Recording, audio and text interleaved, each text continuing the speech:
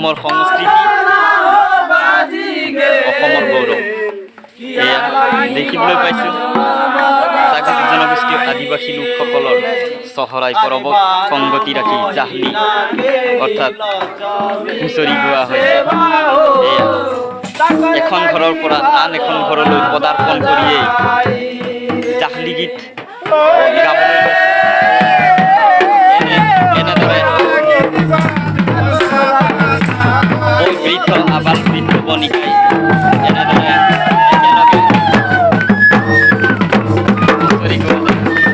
হুঁচৰি দলে এনেদৰে গৃহস্থক মংগল কামনা কৰিছে। এয়া এনেদৰে আশীষ প্ৰদান কৰি গৃহস্থক আশীষ প্ৰদান কৰিছে।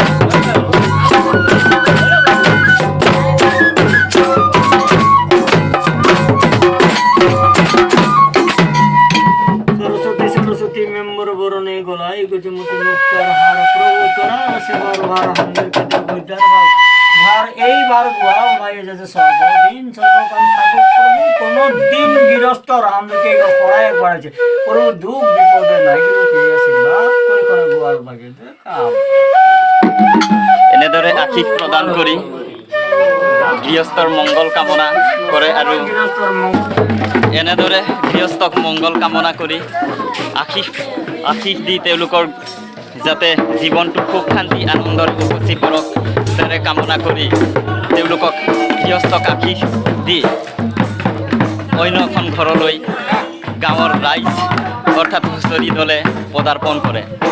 এয়া অন্য এখন ঘৰলৈ যোৱা হয়। আমি এনেদৰে উলহ মালহেৰে হুঁচৰি অৰ্থাৎ চহৰাই পলপাতি পালন কৰোঁ। এয়া হৈছে চাহ জনগোষ্ঠীয় আদিবাসীসকলৰ পৰম্পৰা গৌৰৱ। বিভিন্ন জাতি জনগোষ্ঠীৰে সন্মিলিত বৃহত্তৰ অসমীয়া জাতিৰ বৰ্ণাঢ্য সংস্কৃতিক সুকীয়া ৰহণখনা আৰু এক সুকীয়া বৈশিষ্ট্য প্ৰদান কৰা এয়াই চাহ জনগোষ্ঠীয় আদিবাসীসকলৰ অতীজৰে পৰা চলি অহা সংস্কৃতি চহৰাই পৰৱ। এয়া অন্য এখন ঘৰলৈ পদাৰ্পণ কৰিছে অসমৰ গৌৰৱ। এয়া দেখিবলৈ পাইছোঁ চাকৰি জনগোষ্ঠীয় আদিবাসী লোকসকলৰ চহৰাই পৰৱক সংগতি ৰাখি জাহলি অৰ্থাৎ হুঁচৰি গোৱা হৈছে। এয়া এখন ঘৰৰ পৰা আন এখন ঘৰলৈ পদাৰ্পণ কৰিয়েই জাহলি গীত গাবলৈ এনেদৰে বৃদ্ধ আবাল বৃদ্ধ বনিকাই এনেদৰে একেলগে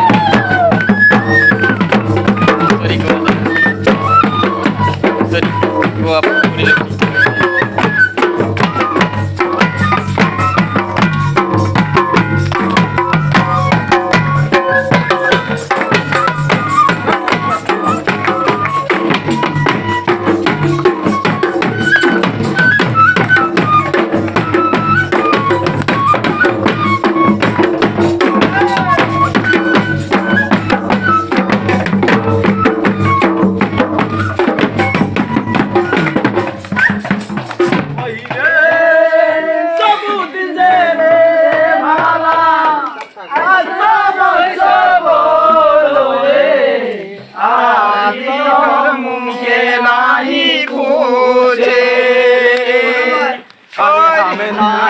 बांधे आली हमें नाहे जाने आली हमें आली जमी का से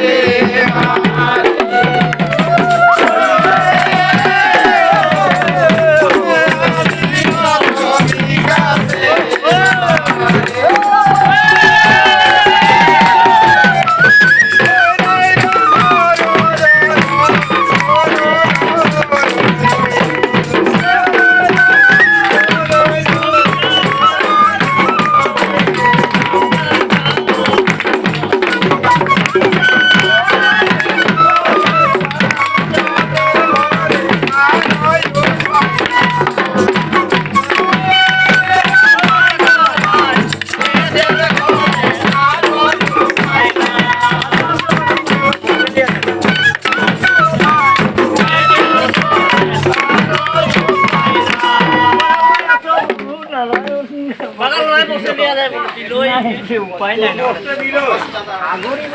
এয়া গৃহস্থই জাহলি জাহলি দল অৰ্থাৎ হুঁচৰি দলক সেৱা শুশ্ৰূষা কৰিবলৈ এনেদৰে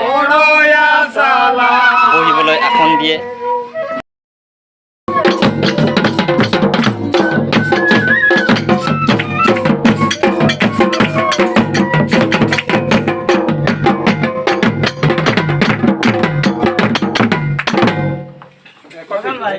দেখা দেখি কৰলো ভাই বড় বাজি বিদায় আৰে তা আজ বিদায়